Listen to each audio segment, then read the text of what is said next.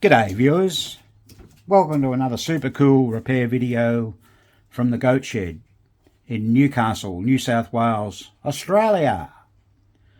So today we're working on that Playmatic Fantasy. We've already done a video. Now we noticed that video wasn't super popular, but to keep in the spirit of things we thought we'd do a bit of video on the troubleshooting and things we've had to do to get this going. Once again, I don't recommend people get Playmatic or resell games if it's their first pinball, and parts are very hard to get. But look, all said and done, today is Saturday the 18th of March 2023. It's currently 21 degrees Celsius outside, which is roughly 69.8 degrees Fahrenheit. So we've had some unusually warm weather for March. I think we've mentioned that before, where it's been quite hot. And this coming week we're expecting another day around 38 degrees, which is 100 degrees Fahrenheit, which I can assure you is extremely weird for this part of the world. Okay, now if you look up there where Spanky is, the pop bumper is missing. And one of the things we noticed was that the pop bumper skirt was worn badly. As you can see all the teeth mark on it almost. Now there's only one problem with these pop bumpers skirts. They're different than a Gottlieb. So these ones don't have any extension on them. So what does one do about that? Well, you can't seem to buy those. Maybe you can, maybe you can't. But what we've discovered is that we took an old worn Gottlieb one and we cut the stem off it that hits the spoon, and it looks like it will work. So we just tried that as an experiment. You see, how these work is that they have this plunger pushes down on the switches. So they're a little different. The bodies are different, and the pop bumper caps are a squarish sort of thing. A little bit. They're not Williams. This is their own little take on things at Playmatic. Very, very strange idea. And we're just going to have to get the ring and give that a polish on the buffing wheel. Fortunately, it's not broken. If it was, we'd have to fix it up. So we're going to be able to replace that, because that will help the play and the play of the pop bumper. Now, once we'd finished this machine, we completed the work on the bench. We put it back together and we started it up, and we had a couple of score reels that were a bit dodgy. They weren't working very well. It was really just the switches. So we've remedied that. Now it turns out the switches in the score reels on this game replicate what they call the 60s Bally, the earlier Bally ones, where at 0 the bottom two switches are open and the top one's closed. And that was what some of the problem was. Some of the top switches were barely touching, so it wasn't completing the circuit to end the game, and we're getting the score motor to run and run and run. Now these are a very odd machine in respect of how they work. So they've got two major step units in them, and one's called the balls played. Now that has 20 steps. So 4 players, 5 balls, 4x5 is 20, and that's located on the motorboard. I may have indicated in a previous video that the one under the playfield was the ball unit, but that was incorrect. The one under the playfield is the bonus unit. Now, interestingly enough, the bonus step unit had a metal escapement wheel in it. At the balls played unit had a plastic one in it. Now, the screws that they use to hold down, like the drive arm upstop, the thing we've spoken about many times in our step videos, I mean, they've got such small heads in them. I don't know how they ever did them up. We really struggled to loosen one. It needed adjusting, and they're just crazy. I mean, these things, I hate to say this, but they were really, really cheaply made. Really cheaply made. So, all said and done, there's not a lot we can do about that, but yeah, parts are a problem for these. Now, the owner of this game has actually found a parts machine, a Fantasy, in his hometown, and he's picking that up today around 11 a.m, which is good. So if there's any other parts we need that we haven't got, hopefully this has got them. We already pointed out the flippers brackets were really badly, well, broken and things like that, and one of the flippers didn't even have a coil sleeve in it. So we've still got a fair bit to do on this. There's a lot of lamps that aren't working in the back box. They're probably blown, but the lamp sockets that these people used, oh, they are terrible. They just seem to come loose at the tab where the tab that the hot wire goes to. They're supposed to be sort of affixed to the cork insulation. They just come loose and they just don't work. So I think so far we've replaced 8. We're starting to run a bit short on lamp sockets, so we're going to have to be careful and only replace ones that are really, really necessary. But that's another big letdown in these particular games. So the other things we found wrong with it were we couldn't add players, so player 2, 3 and 4 wouldn't work. And the other thing we found, when we started the game, the ball count unit wouldn't advance to the first rivet, or it's a PCB board actually, to the first point on the PCB, because of a couple of problems. I do have the schematic out there. I will try and show you on that. I find it really difficult to show schematics just the way we're set up here, but I'll give it a go again and see if we can make sense of it for you. So the problem why the players wouldn't advance was there was actually a broken wire on motor switch 3B. Now, a switch 3B, at least they've followed the philosophy of Gottlieb, and a B switch was a normally closed switch, and so it's a hold-on type switch. Once we found that and put that back on, that remedied the other couple of players, so that's good. And what was the other problem we had? Oh, yeah, so there's a Y relay that wasn't pulling in. Now, the Y relay,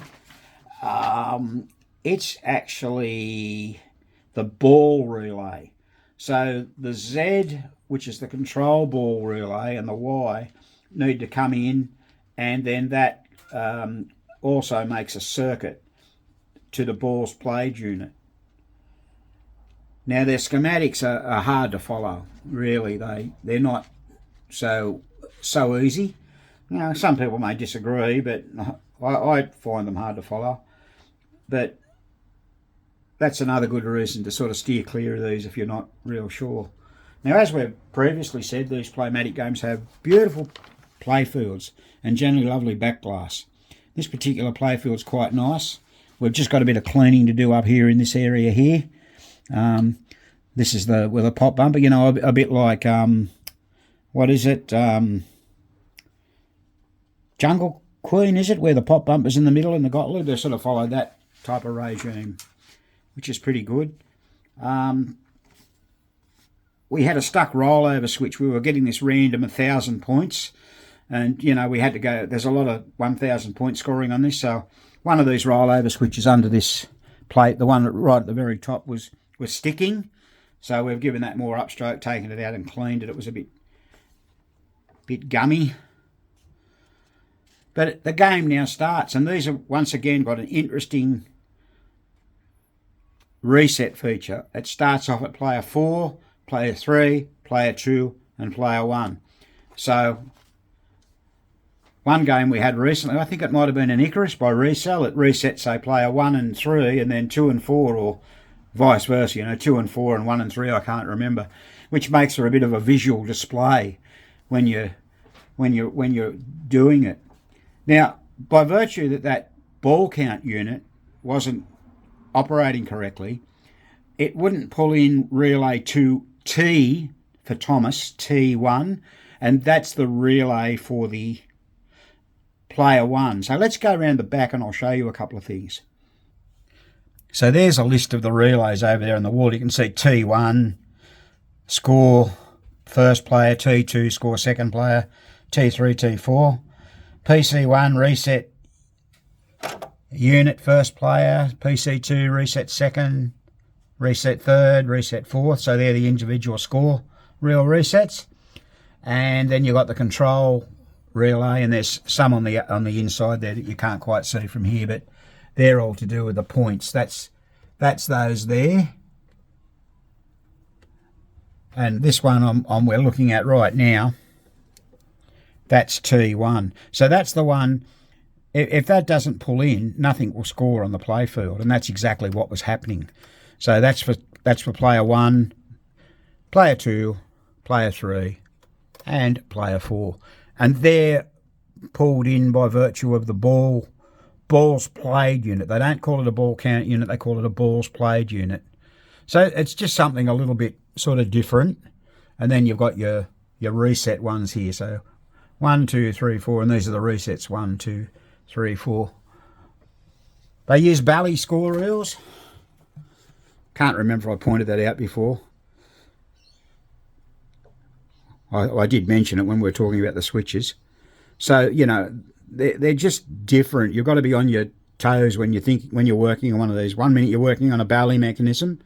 Next minute you're working on a kind of a Gottlieb mechanism. And then you could be looking at something with a Williams type aspect of it. And the other thing we've noticed is that a lot of wires seem to fall off. Also, this game had no socket in the pop bumper. I'm not sure if there's supposed to be one there, but it's just direct soldered, so we had to unsolder that to get it out, which is a bit of a pain, but needless to say, we've done it. Now there's your score motor.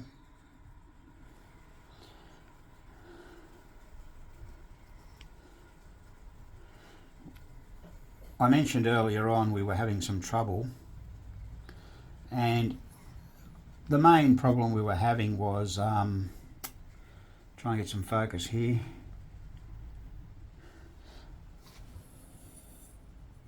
Where is it? 1C. That wire there I'm pointing to, which is a continuation, that's motor stack 1C. That was broken, and that wouldn't allow the relay to come in, the wire relay, the balls played relay. That was part of it, and the other part was that the rivet, or not the rivet, the contact pin on the balls played unit wasn't quite touching properly the circuit board. Now the reason that was is that the switches on this that are contacted by the pin when the ball unit gets home, really tight. I mean, they've got so much tension on them, they needed retensioning. Now, the other problem we had was we couldn't play multiple players because another wire was off on a switch just over here. I'm just going to let that rest there if I can. I'll see. It's hard. Just no, can't do it. Very hard to get in. Let's try and get a bit closer so you can see. Not that it matters. We'll visualise this on the schematic, I think. But it was that one there. No, I still can't get in there. Can I? No, I can't get in there. It's just too hard.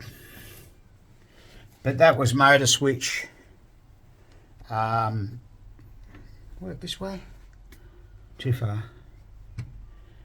Motor switch 3. Try and come down this way.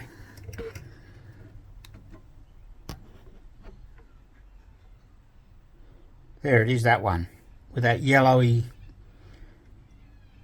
and brown wire, that one.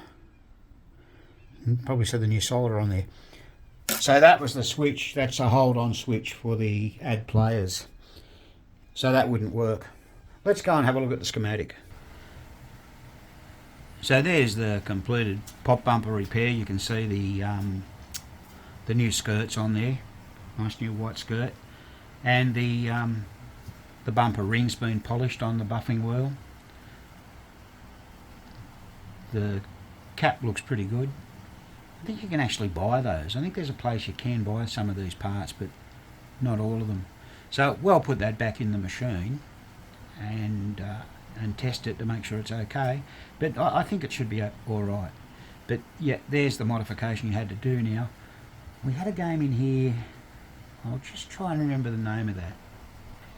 It was a Rio by Playmatic. Now we had this in about maybe 2 years ago, and all the pop bumper bodies were broken and parts were broken.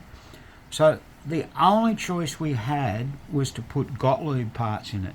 So we had to put Gottlieb spoon switches in, everything Gottlieb, pop bumper bodies. Now we actually did a video on all that, of how we did it. So if you look back in our video library, if you do have a Playmatic and you are faced with that situation, that's what we did. It was a bit of fiddling around. We had to alter the position of the spoon switch maybe once to get it perfectly right, and it plays good. We haven't heard from it since, so that's a good thing. And the guy mentioned to some colleague of his that it was all working, only recently. So that's what we did. But gee, I don't know, Playmatics. I just don't like working on them or resells. It's interesting, isn't it? The Zacharias were okay. They were essentially all a Williams clone, but Playmatic and resell, they just went their own way, and I think some of the single players were more like a Gottlieb. But anyway, that's life. Right, here's the schematic. Now I've sort of got that sitting up on something, so I hope you can see it. But that P there, that's the replay button. And then we have to get to the other side of the power line. So we have to get from here to here. How do we achieve this? All right. What you can see is we've got a path going straight this way, and up here, that is for player 3 or J3.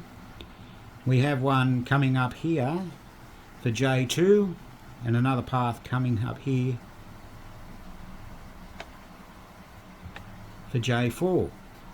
Now, if you look here, for J3 to work, a switch has to be closed on J2, and for J4 to work, a switch has to be closed on J3. Now, what our problem here was that this path here,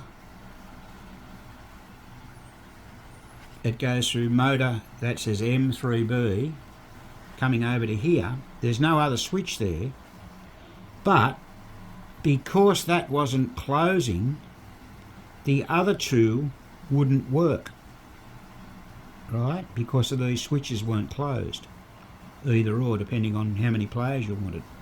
So what the problem was, it says there's, from the replay button comes a yellow and maroon wire, and it goes to here, here and here.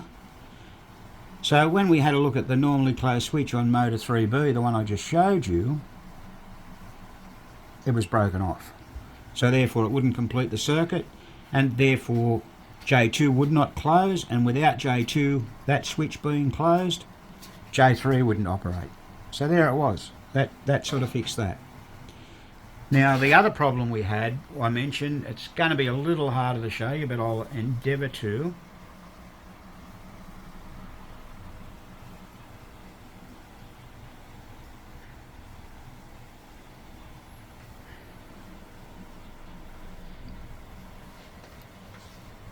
And that problem was that the T1 wasn't pulling in, and T1,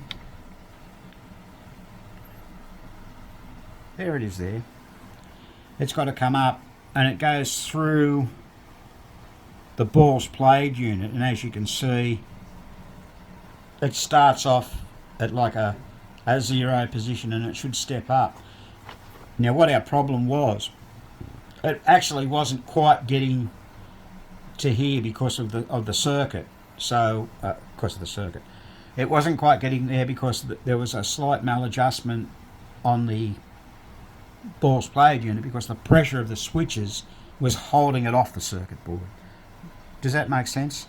So you just imagine you've got the switches are all coming up and resting. This is the switch. My finger here is the peg, and it's really pushing back on them, you know, giving them a strain. And once you loosen that stack, once you loosen the adjustment, well, not loosen the adjustment, let me start again. Once you reformed all the switches to take the pressure off the peg, it was all good. But part of the problem was also this. The Y relay is the add balls relay, they call that, or ball relay, I should say. Now, if you look, we're over here. Oh, we're just out of picture there. Let's get there. A switch on motor 1C, which is normally closed,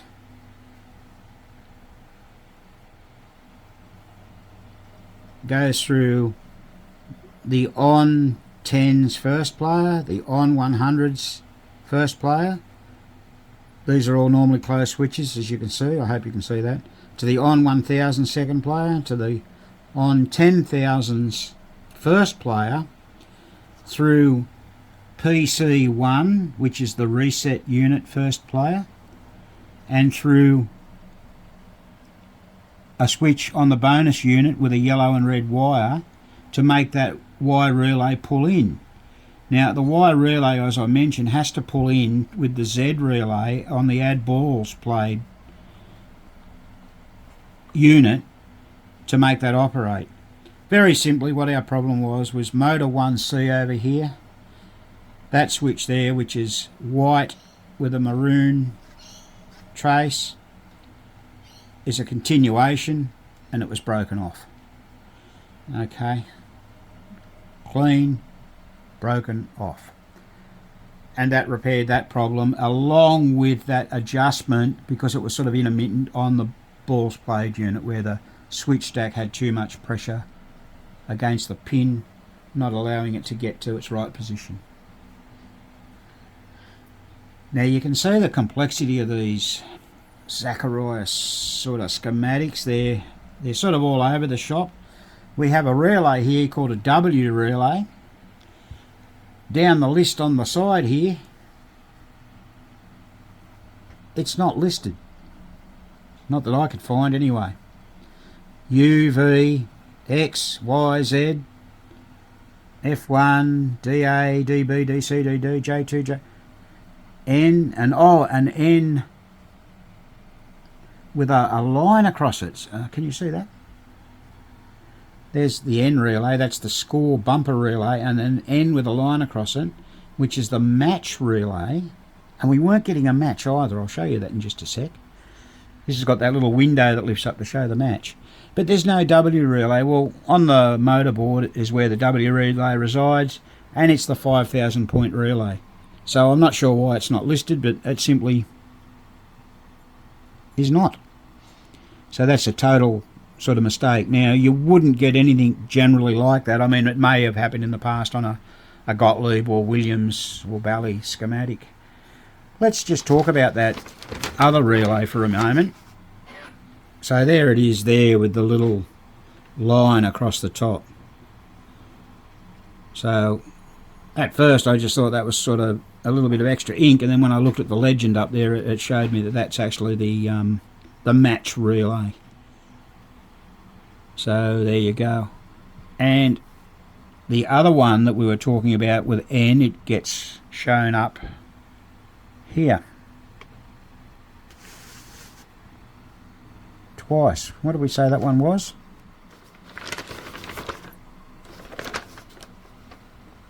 Score bumper. So their schematics are certainly different, that's for sure. And a lot of times you can't find the colour of a wire for life of you. You've got to really follow it around the circle. There's one line coming around here, and it ends up coming all the way down, and it turns out that that's one of the wires on the transformer, which is red, and that's this one here. It comes across here and goes up, all the way up and all the way around, comes down and out. So just things to be aware of on Playmatics. So I think Graham will have put that bumper in by now. Let's go and have a look while I've been rattling on here. Now, I've probably shown you this before, but see that cloth we've got there? Probably could have laid that out a bit neater, but if we drop a screw, it's going to be very easy to find. We lost a wire off the bumper. These wires come, there it is, these wires come off easy. Oh, there's another wire falling off. Just a wire falling off the pop bumper here. They always seem to break and leave no wire on the end. They're a bit of a nightmare. Really they are.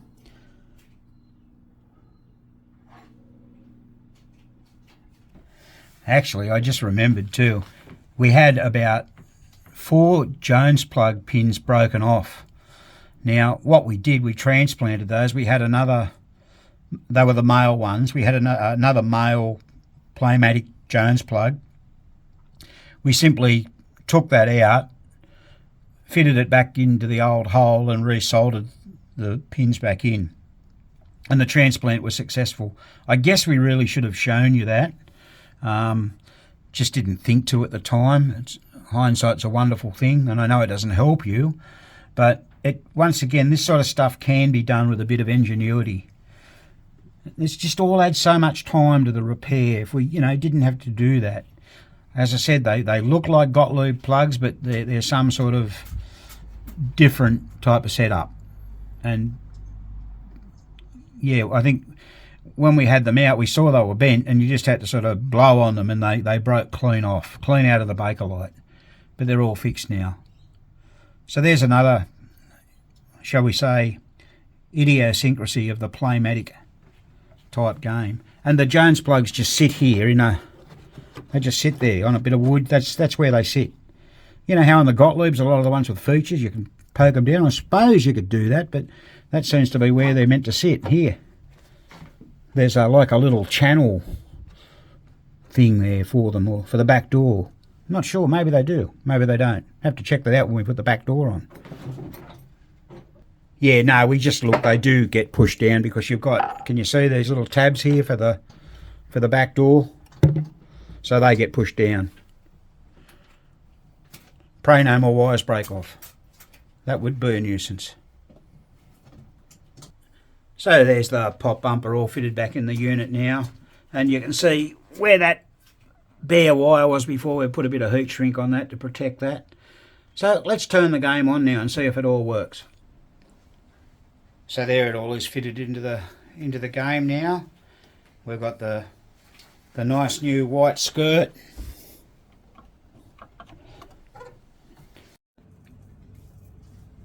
So what we discovered when we did turn it back on was that when we went to select players 2, 3 and 4, only player 1 and 2 would illuminate.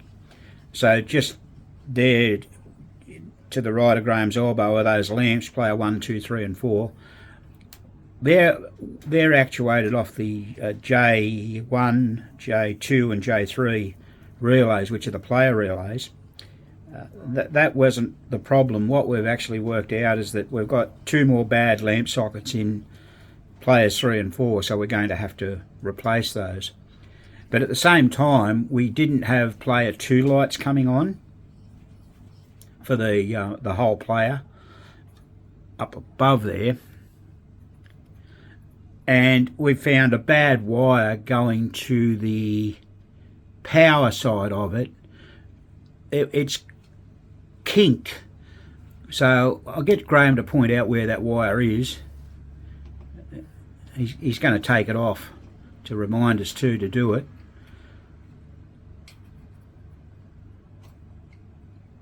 There he goes. So he's got that off, and he will go around the back and fix that up. We may have to cut and shut it, we're not sure yet, but it's definitely bad. We actually noticed that earlier in the piece and sort of forgot about it. It's obviously gotten caught, or maybe even screwed down onto something and kinked badly. So there, we've got to fix that as well. Now, another interesting problem we had when we were testing the pop bumper earlier on, all of a sudden it stopped working. Now, we couldn't quite figure out why. Now, this is another idiosyncrasy of these Playmatic games. And here's what it was. So it took me a while to find out where on earth the bumper was on the schematic. But here it is here. There's the bumper coil right there. Now, we follow that back, it comes up and is joined by two little Jones plugs on the motor board, and it comes up out of the 33 volt tap to a, you can barely see that's an R there, to a red wire, and then it goes through the coil, and what operates it, that's the switch, that's the actual pop bumper switch on the under the spoon switch M with a green wire on it, and comes back around here to the common side, which is white. You've got to follow that all the way around and up to find out that that's a white wire. So what was actually wrong was the white wire had come unplugged from here. Now, we had lifted the playfield up in the air, and we were checking some lamp sockets and various other things. Possibly when we put it back down, the wire loom might have actually caught in there and lifted it up, and that's what was wrong with it. Crazy stuff. You wouldn't expect that, but anyway, that's what it is. A Jones plug on a pop bumper. Single plug anyway. So that was the other problem. We were talking earlier on about the lamps, player up lights not coming on. I'm not talking about the amount of players coined up for. I'm talking about the player up. When you go player 1, player 2, player 3, player 4, they weren't coming on. Remember, we boiled it down to 2 bad lamp sockets, which we've got to change. Here it is on the schematic.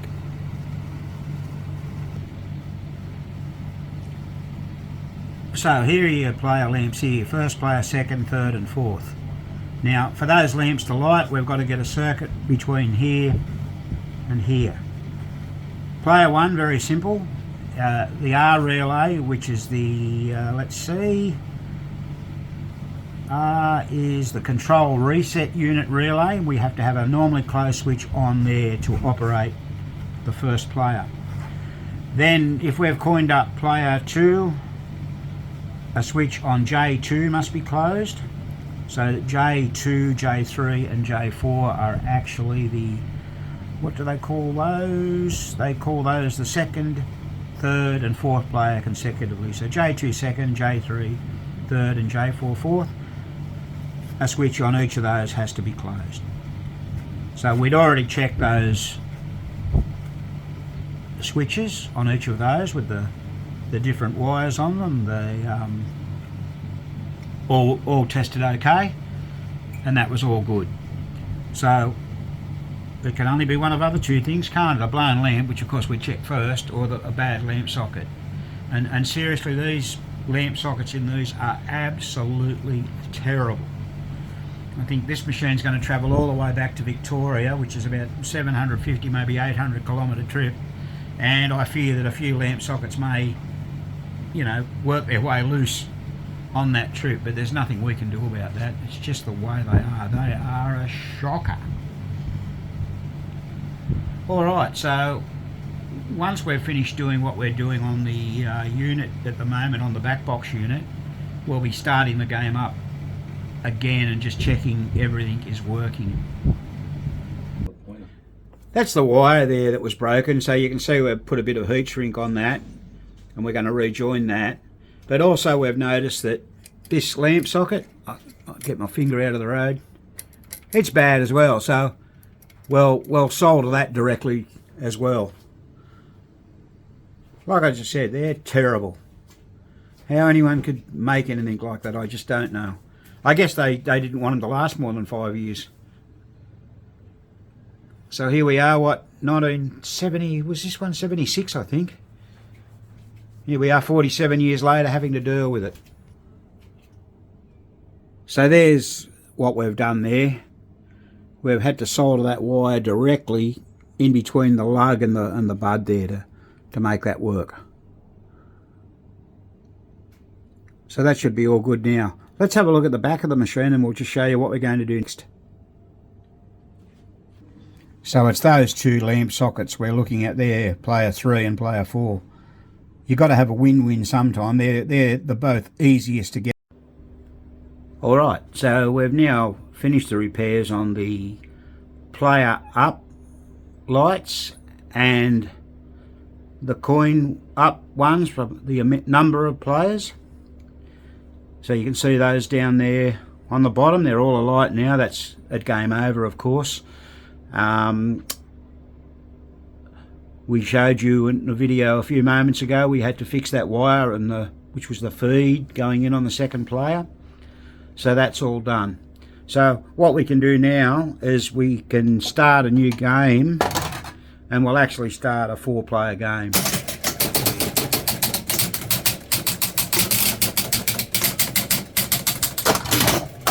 There you go, and player 1 is up and the lights are on for player 1, as you can see. Now as we score some points,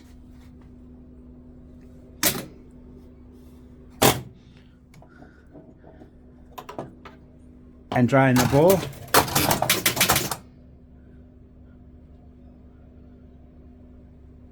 oh, I only played a 1-player game, didn't I?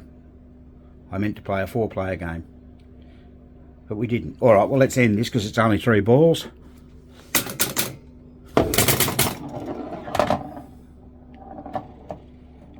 Down it goes.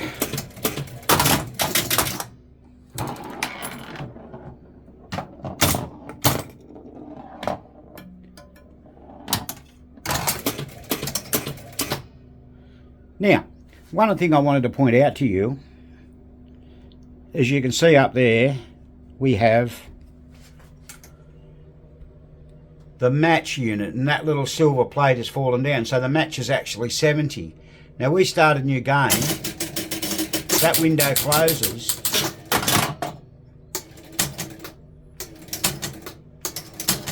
there we've set a 4-player game up now, but how that works is when you hit the bumper, for argument's sake, see that moving round?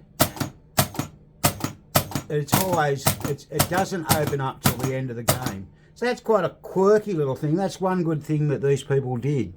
It's quite clever. I'll endeavour to show you the unit in a little while.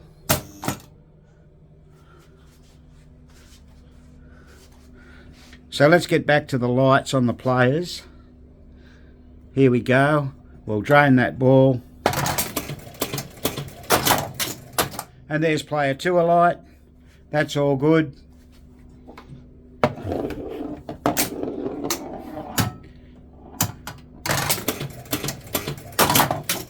Player 3, they're all alight now. But remember, these weren't working at all before. So we'll just score a few points.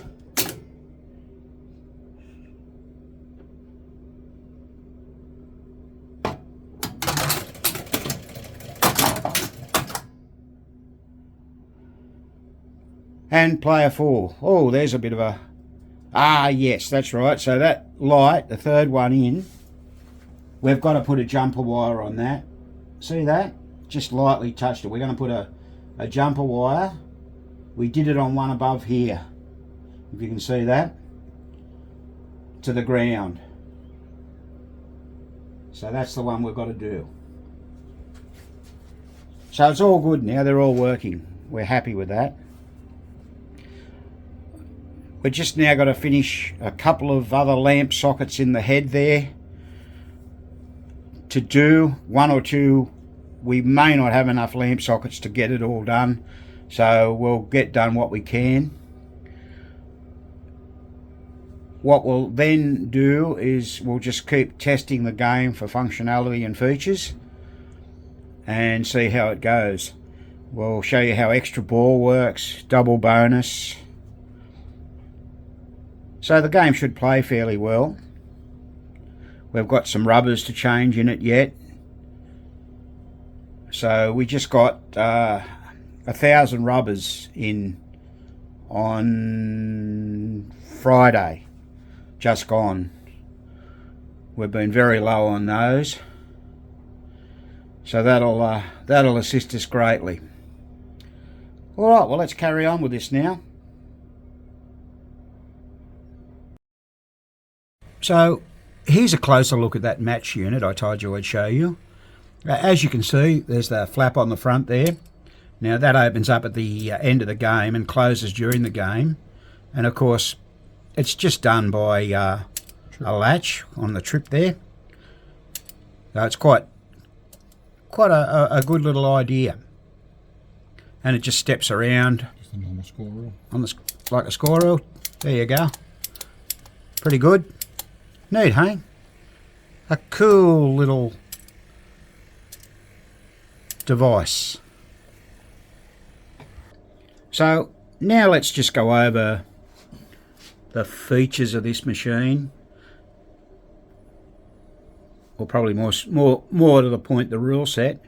Now it's not too difficult to work out. This game is set for 3 ball, so like in most 3 ball games it changes the rules slightly. I think on a 5 ball you've got to get A, B and C and D out, but on a 3 ball you've only got to get A and B or C and D out. So let's just show you what happens with that. So let's knock out A and B. Now what that's done, that's lit up double bonus. Now we've only got 1 bonus. Now the way you increase your bonuses is that you can go down the out lanes here, or the ball return lanes. When you get to 10,000 bonuses, what happens is the special light for the hole up there lights up. Now if you get to 15,000 bonuses, see that light on the left that just lit up? That's the special on the target up there. So then that works. Now also you've got extra ball came on down the out lane, so if we lose the ball,